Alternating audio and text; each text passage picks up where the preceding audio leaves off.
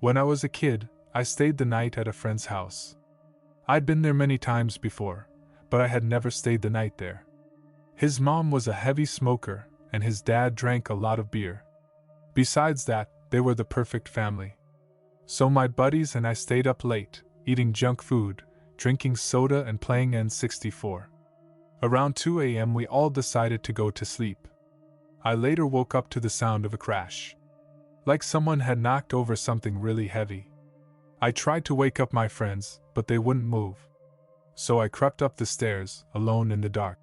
When I got to the top step, I saw something had tipped over onto the dining room table. As I got closer, I could barely make out two figures.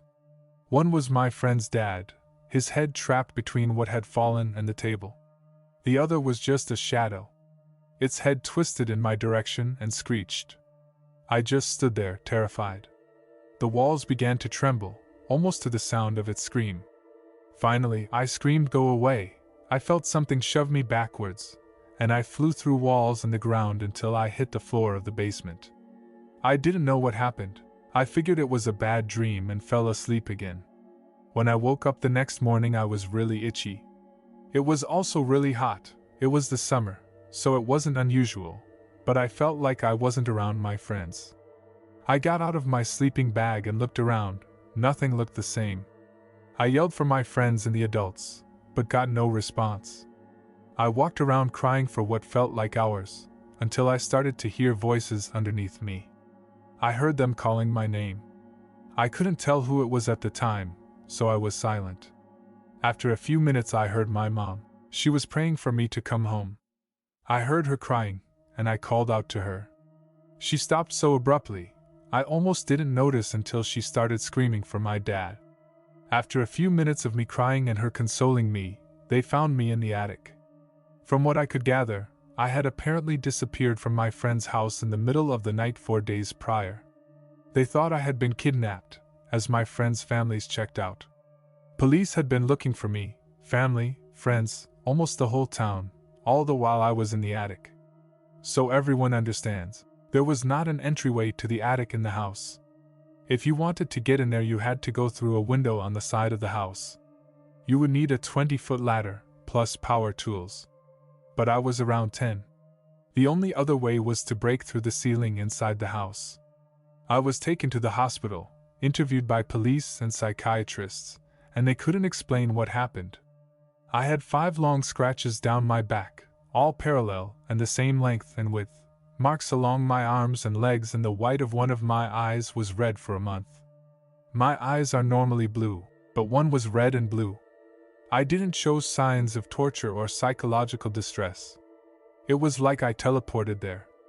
I was extremely hungry, and obviously confused, but nobody knows what happened or how. It's been many years now, and to this day nobody has any clue what happened.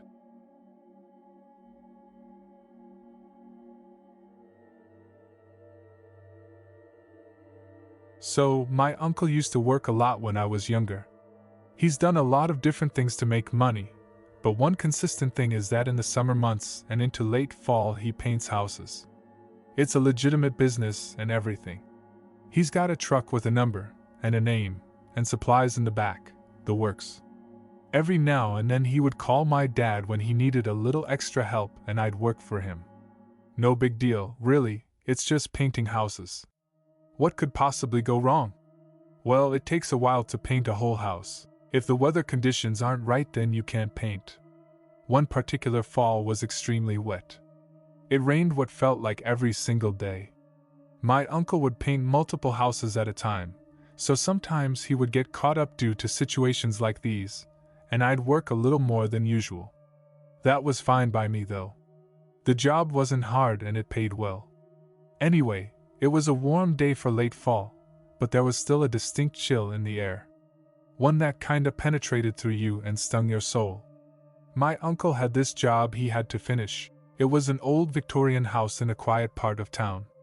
A lady and her husband, who was an author, lived there.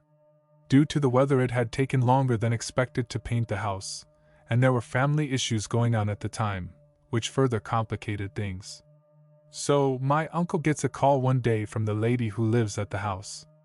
She says that her husband is trying to write his next book, but he keeps getting distracted by the scaffolding outside the house, so she wanted to know if we could come over and finish the job as soon as possible. My uncle was always an honest businessman. They had contracted him to do the job in midsummer, but he had lots of jobs that summer, and the wet conditions I mentioned earlier made it difficult to finish anything.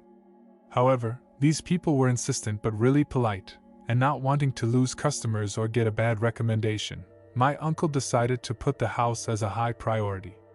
After all, it would only take a day or two to finish. So, we show up to this house mid-afternoon. Like I said, it was a weird kinda chilly that day, and I also remember a really eerie calm. The day was slightly overcast, so everything was shrouded in gray. It was like the perfect setting for a mystery crime novel. So we arrive at this house and my uncle and I moved to the back. The front of the house was already done, so there was nothing left there. My uncle, being the more experienced painter, would always do the touch-ups, and I would simply apply the first coats, since they took little skill. Anyway, we get to the back of the house and he asks me if I'm scared of heights. I was 17 at the time, and although they do creep me out a little, I didn't want to seem like a child in front of my uncle, so I told him I wasn't. He was happy to hear that. He had me climb up the scaffold to the 3rd floor to finish an upper section of the house. There was a window up there, a small little oval one that looked into the attic. The attic also happened to be the husband's study. He would do most of his writing in there. So, I'm climbing up this scaffolding, cans of paint dangling behind me and various paint brushes and other tools in the utility belt my uncle let me borrow. I get to the top of the scaffolding and set all my supplies down. I crack open a small container of paint and start painting like I had a few hundred times before. Outside of the temperature, the overcast, and the eerie calm, this day was like any other. I'm working my way across the top part of the house when I get to the window that looks into the study. I bend down, dip my paintbrush, and stand back up to paint above the window. The window was in my direct line of sight, and I couldn't help gazing in. I see a man, the husband, staring back at me with a face completely barren of any emotion. I had never seen a face so devoid of feeling before. To this day, I still haven't. Of course, I get startled and take a step back. I chuckle and smile at the guy. But he doesn't smile back. Instead, while remaining completely emotionless, he draws a pistol up to his head that he was holding in his hand the whole time, and proceeds to fire the pistol into the side of his head, without ever breaking eye contact, right in front of me, while I'm staring at him. In utter shock, I gasp and let out the smallest scream as I step back in fear. Only, I stepped back a step too much and fell off the scaffolding. Alerted by the gunshot, my uncle looked up in just enough time to see me fall off the scaffolding from the 3rd story. I was lucky enough to land in a BUSH and only suffer a broken ankle and a few scratches. The biggest wounds happened in my head. I had to go to counseling for a while. It's been years since then, and I still remember that man's face. I've never forgotten it. It will always be burned in the back of my head. I know why. Looking back, his face was so devoid of emotion, because he never felt any emotion at all. He literally didn't care about what he was doing. As it turns out, the man was seriously depressed and facing marital issues with his wife. Combined with a few too many nights drunk on whiskey and facing writer's block, I guess he decided he couldn't take it anymore. His wife moved out of the house shortly after, and we never finished the job. To this day that house remains abandoned, and to this day I try not to drive down the street it's on. I'm scared that if I do and happen to pass the backyard, I'll see that man staring back at me from that window, cold and emotionless.